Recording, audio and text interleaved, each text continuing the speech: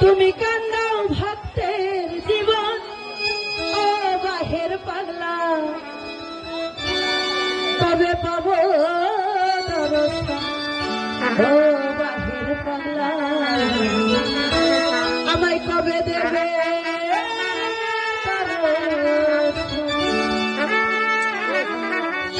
পলকে পলকে মনে পড়ে তোমার পলকে পলকে মনে পড়ে তোমার তুমি যে আমার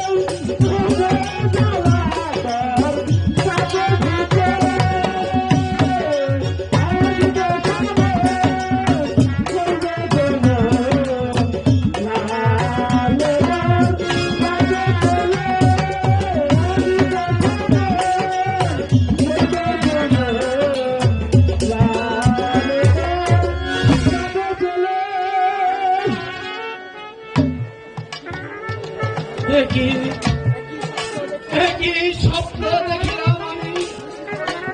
নিশীথে নিদ্রায় শুয়েছিলাম পালঙ্কের মাঝে, হঠাৎ কে যেন ডেকে বলল, সেটা নয়, ছুটে এসে এই স্বর্গ থামে। তবে কি আমার সময় শেষ হয়ে গেল? আমার পা কাঁপছে, মাথা ঘুরছে, হয়তো এখনই আমার এই পৃথিবীর ছেড়ে চিরবিদায় নিতে হবে। আমার এই অন্ত্যেষ্টিকালে 9 লক্ষ টাকার জমিদারি আর আমার একমাত্র অবজপুত্র পিতাকে কার কাছে রেখে যাব? কে দিবে তাকে সান্ত্বনা? কে শুনবে তাকে আছাড় মাটি?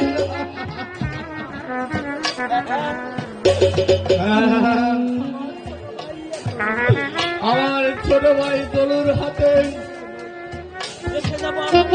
আমার 9 লক্ষ টাকার জমিদারি আর আমার একমাত্র অবজপুত্র তুতা মিয়াকে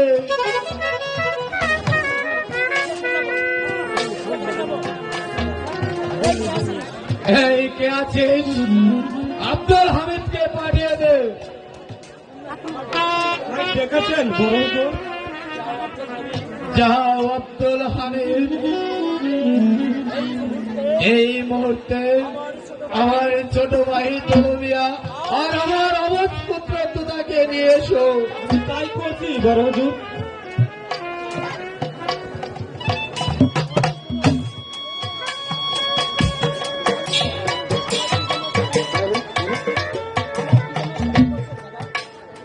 আমায় কি জন্য স্মরণ করেছেন দাদা? ভাই দলমিয়া, আমি ঘুমের মাঝে স্বপ্ন দেখিলাম দাদা কে যেন ডেকে বলল,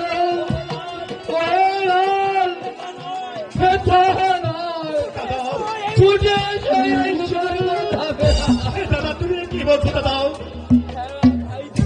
হ্যাঁ ভাই দলু, আমি বুঝতে পারছি আমার যে যাওয়ার সময় হয়েছে।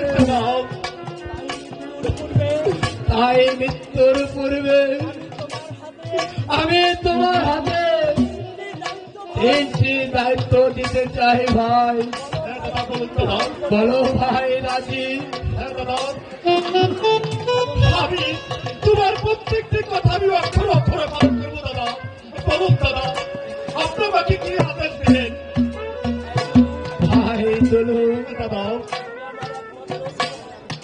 তুই যে আমার একমাত্র ছোট ভাই, তোকে যে আমি অনেক অনেক বিশ্বাস করি রে ভাই। চলো আজ থেকে আমার 9 লক্ষ টাকার জমিদারি ও তোতাকে তোমার হাতে অর্পণ করে যাব ভাই। দাদা তাই প্রথমত আমার তোতাকে উচ্চ শিক্ষায় শিক্ষিত করে গড়ে তুলতে হবে। আর দ্বিতীয়ত আমার তোতাকে উচ্চ বংশের মেয়ে থেকে বিয়ে দিতে হবে। আর তৃতীয় শর্ত, তোতা যে পর্যন্ত সাবলক না হবে, যে পর্যন্ত সাবলক হবে তাকে 9 লক্ষ টাকার জমিদারি তাকে ফিরে দিতে হবে ভাই। দাদা এই আমি তোমার গায়ে স্পর্শ করে বললাম, আমার দেহে এক বিন্দু রক্ত থাকতে কিন্তু এই তোমার গায়ে একটা আঁচড়ও আমি রাখতে দেবো না দাদা। তোমার সন্তান হলো তোমার আমার সন্তান।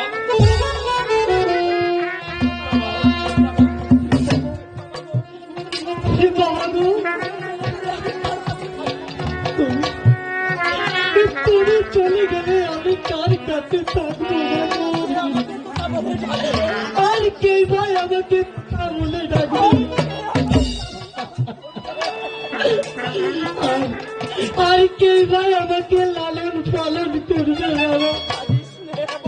কাঁদিস রে বাপ, কাঁদিস রে। এখন থেকে তোর চাচাই তোর সকল অভাব মোচন করবে বাবা। ভাই চলো দাদা আমি যে আর স্থির থাকতে পারতাম ভাই, আমায় শক্ত করে ধরো ভাই। দাদা ভাই বাবা, ও ধরো ভাই, শক্ত করে আমাকে ধরো। তুমি তোতাকে কোনো কষ্ট দিও না ভাই। ভাই চলো আর যে দেরি নয় রে ভাই। আব্দুল হামিদ আমার দলিলটা নিয়ে আয়।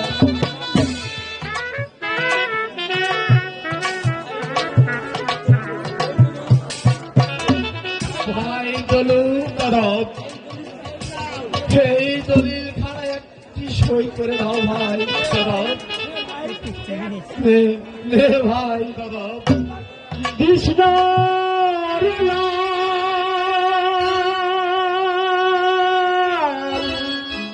থাকবে জীব ওই দলুর হাতে রাজ্য কৃষ্ণ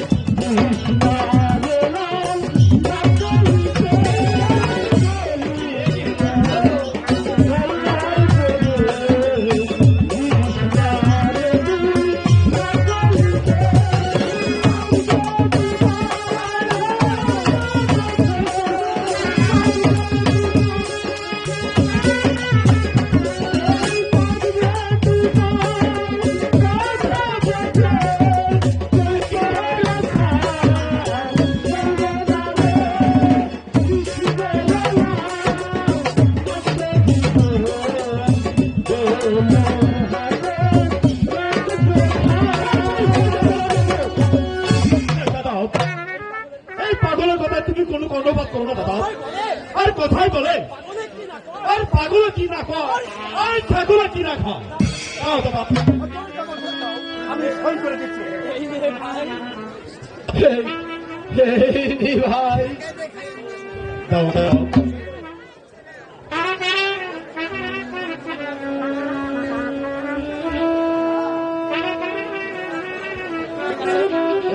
ঠিক আছে দাদা, এই তুমি ভেবো না দাদা। বাবা তোতা, বাবা তুই আমার কাছে আয় বাবা। দাদা দুঃখ করিস রে বাপ, বাপ মাঝে কারো চিরদিন বেঁচে থাকবে না। ভাই বলো দাদা, আমার কাছে এসো ভাই। এই তো দাদা আমি কাছে এসেছি দাদা। আমি আমার তোতাকে তোমার হাতে সঁপে দিয়ে গেলাম বাবা। ভাই বলো তুমি আমার তোতাকে ভালো রেখো ভাই। আমি দাঁড়িয়ে থাকতে পারছি না ভাই। আমার তোতা আমার একটু সত্য করে ধর বাবা। ও ভাই বলো বাবা, ঠিক থাকতে পারছি না।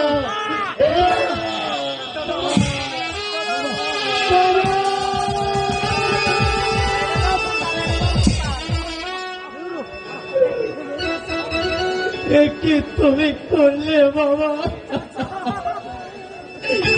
চাচা তোতা শিশু কালে মাকে হারিয়ে আর কাঁদিস রে তোতা। আমার বাবা এই বাচ্চা কারো বিরুদ্ধে আমার মাত্রায় অবলম্বনে করতাম বাবা। এখন যে আমার শেষ সম্বলটুকু হারিয়ে গেল তোতা।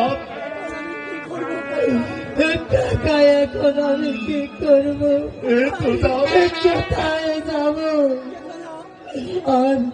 আর কার ছায়ায় গিয়ে দাঁড়াবো?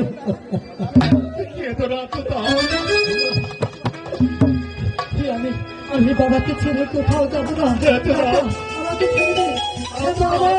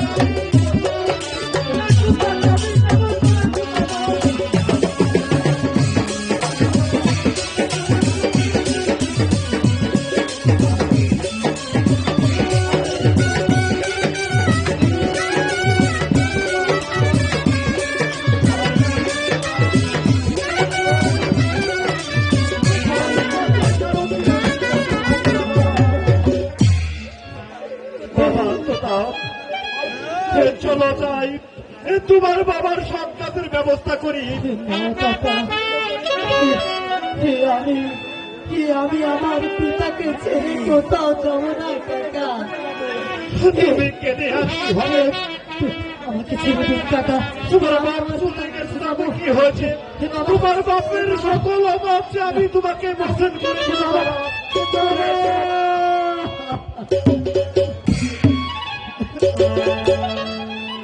তুমি কাকা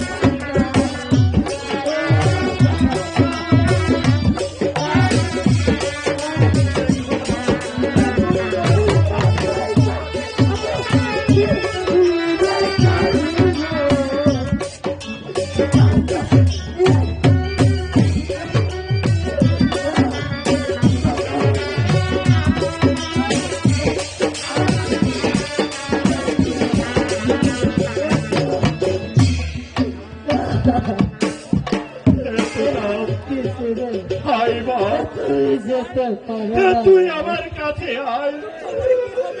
দুঃখ করে কি হবে? একদিন হবে সবাইকে এই দুনিয়া ছেড়ে যেতে হবে বাবা। আয় বাবা, তোর বাবার সব কাজের ব্যবস্থা করি গিয়ে বাবা।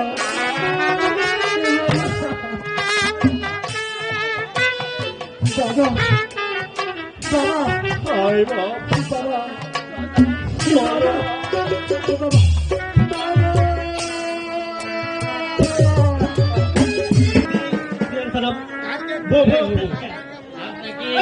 মাস্টার মশাই স্কুলে আসবো না।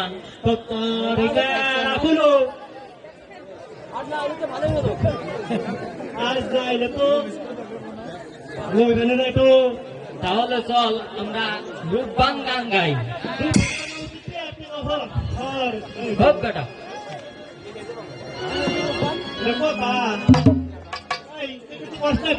ও কি করবো? ওর দেওস না, নাক দিয়ে দুধ করে।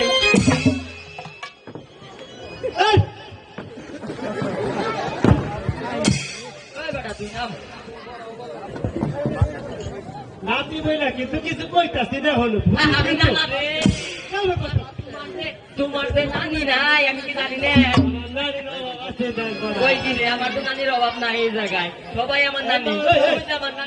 আমার নানি এই গবু, শোন তাহলে আমরা আজকে রূপবানের গান গাই। রূপবান কথা আছে কিন্তু আমি কিন্তু রহিমের পাক করবো, বুঝিস কিন্তু। আরে না, তুই হবি তাজেল আর আমি হব রোহিত। আরে না, আমি হব রোহিত। আরে না, আমি হব রোহিত। এটা স্থান ঠিক বেশি। আরে তবে আয় শক্তি পরীক্ষা করো, দেখি আর পারি। সত্যি দেখে তো পারবি না রাতিতে। না না, তুমি তো নানি হাতে হুইয়া থাকতে থাকতে শক্তি ফুলে থাকতাম। কেমন করে ঘুরে মেছিল তাইলে আবার তুমি শক্তি থেকে কেমন পাইবে? এই রূপা দেখে গেছে। রূপা, আমার এই দাঁড়া করে তোরা কি করতেছস? আমরা একটু কোলাকুলি করতেছি। কোলাকুলি? কই নানি, নানি রাতের নাচুম দাদি, রূপা তুমি এসে গেলা। আমার ও বেটা, আমি রোহিত। এই দাঁড়া, তুই কই রে, নানি তো আমার। তুমি পারে দিবে আমি কারোর সাথে যাবো না, তাহলে পাগল তো করতাম। আমার নানার সাথে যাবো। তারে পছন্দ আমি তো না না। হাই রে গোপাল রে, এত ছোট বড় কই কুমু, আমি একটা জুয়ান পুলা, আর তাই বই বুইরে নানার হাতে কিনা এই যে হুদো তারি দিতে পুরা মানে না তুই আছে এখানে জায়গায় জায়গায় যাই আছে এই যে মারা ভরে তুই যা তাইলে, তুই যা। থাকো। আচ্ছা, এই ছেলে, একটা গান গা তো, ছাড়া আসতে মনে হয় দেরি হবে। কান্দা বেশি করে অনুষ্ঠান কর। আচ্ছা তোরা গা, আমি তুমি গাও। এই তুমি গাও। আমি কি গান গামু, আমি তো গান পারি না। গান তো।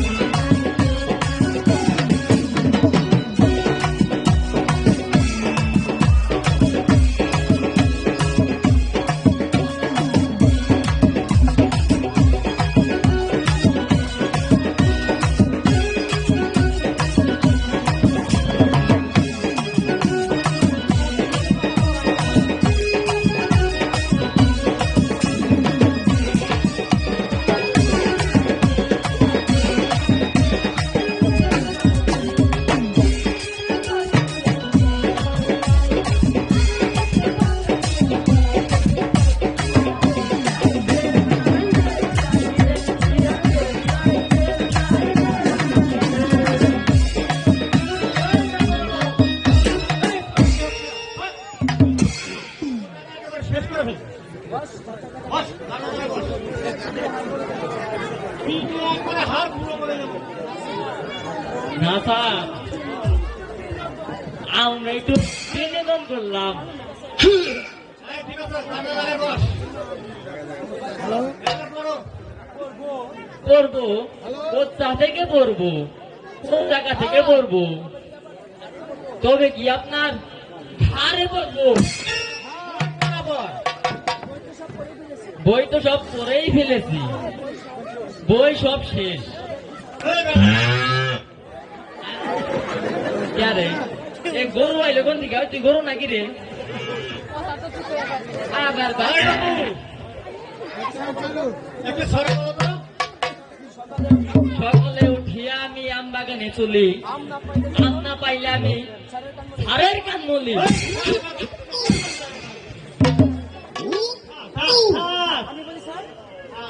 আমি বলি স্যার, আমি হলাম ওই রাতের বেলার পাখি।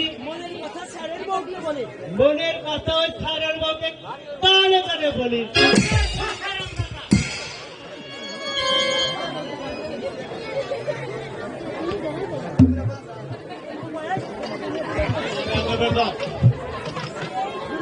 হ্যালো হ্যালো হ্যালো ঠিক সালাম মাস্টার সাহেব। সালাম। আরে ছোট মেয়ে আছে, আসুন বসুন। বাহ, মানে আমার ভাতসপুত্র আপনার স্কুলে ভর্তি করতে এসেছি। বেশ, আমি খুশি হলাম। আপনি তাকে উত্তম ভাবে লেখাপড়া শিক্ষা দিবেন।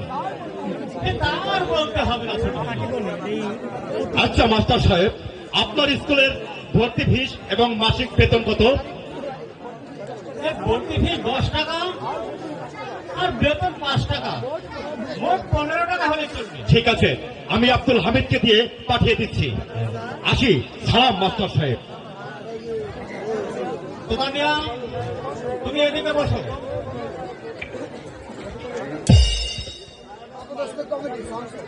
তা মাস্টার সাহেব, দাদা,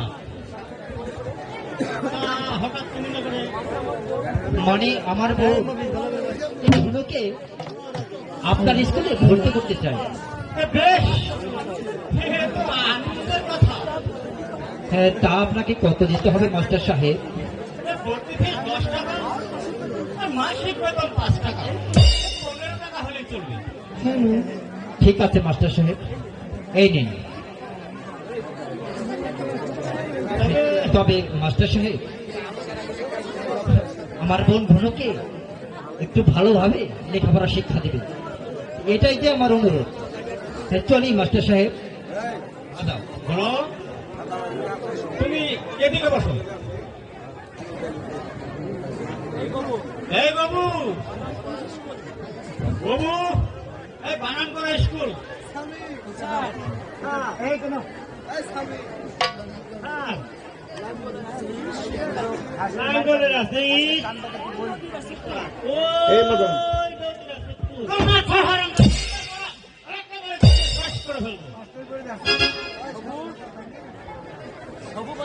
হবু, এই বলো তো বেতাল গুরু করে বে গুনার কাছে তাল, এই হলো বেতাল। গরু মানুষ করতে পারলাম না।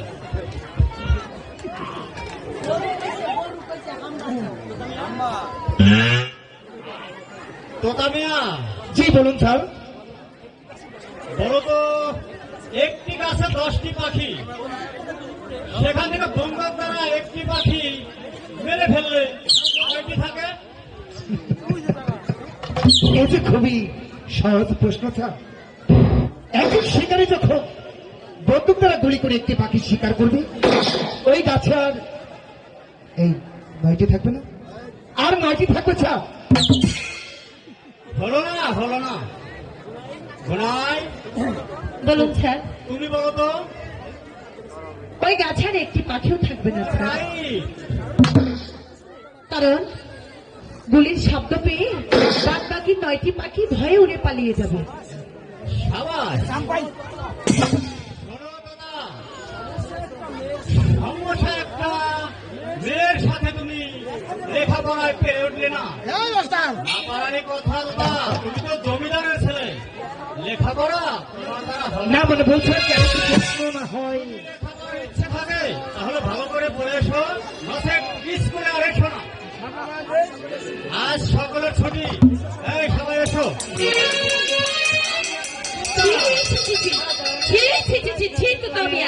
সামান্য একজন কাজী বংশী মেয়ের কাছে তুমি লেখাপড়া হেরে যাচ্ছ। ছি, ছি। দাঁড়াও! কি নাম তোমার? আমার নাম গুনু। তোমার পরিবারের পরিচয় জানতে পারি? আমি রফিক কাজের ছোট বোন। নামটি কি? বললাম তো আমার নাম গোনাই। ধনু? নাই, জীবনে প্রথমবার আমি ক্লাসে প্রবেশ করেছিলাম, মনে বড় সাধু ছিল, হৃদয় ভরা ছিল শুধু ভালোবাসা। যে ভালোবাসা নিয়ে আমি ক্লাসের সকলের সঙ্গে আমি বন্ধুত্বের সম্পর্ক আমি জড়িয়ে পড়বো, কিন্তু না, সামান্য একটি কাজী বাড়ি মেয়ে হয়ে আজ স্কুল মাঠে তুমি আমাকে অপমান করেছ। এই অপমানের প্রতি সহ্য আমি না দিতে পারি, তাই হবে জমিদার তুমি আমি আরো যত্ন প্রয়োজন হলে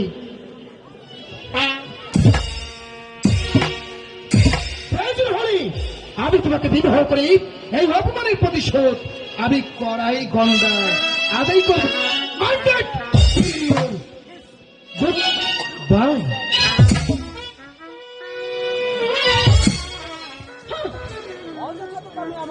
মুরদ নেই লেখাপড়া, শুধু শুধু আমাকে দোষারোপ করছে।